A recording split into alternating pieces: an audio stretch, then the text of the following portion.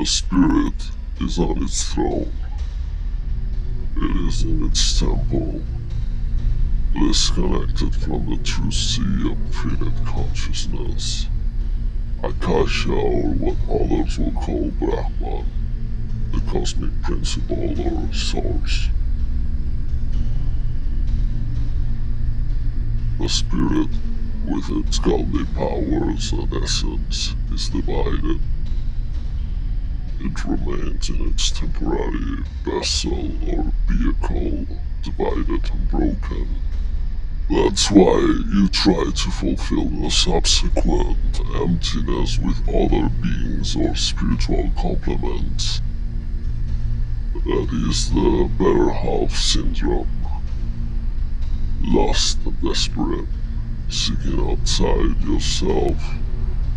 We have been divided because of the falling, the great falling,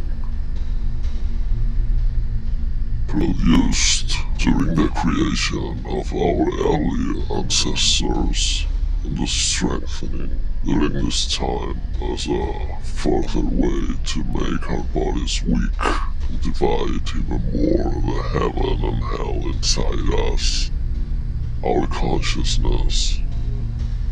You are so fucking sick that your serpent self is dormant.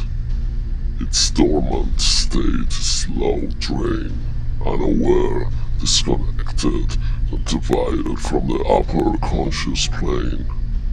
Meanwhile, neither the higher king or queen, the Shiva self or satanic self if you wish, is utilized anywhere near its maximum.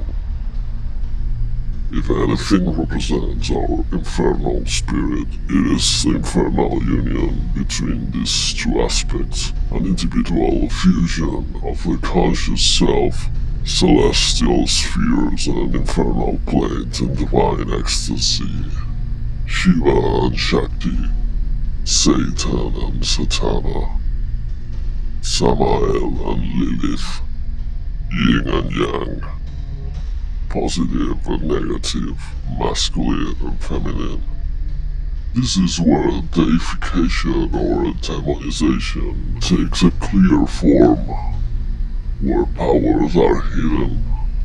Realize that the lower ego of this existence that you attributed to your persona is just another trivial mask, usually social, provoked slowly as we grow to fit in an inferior world. Know yourself, Vitriol. Embrace your true existence through holiness, but also through primal carnality, both together as one solid state.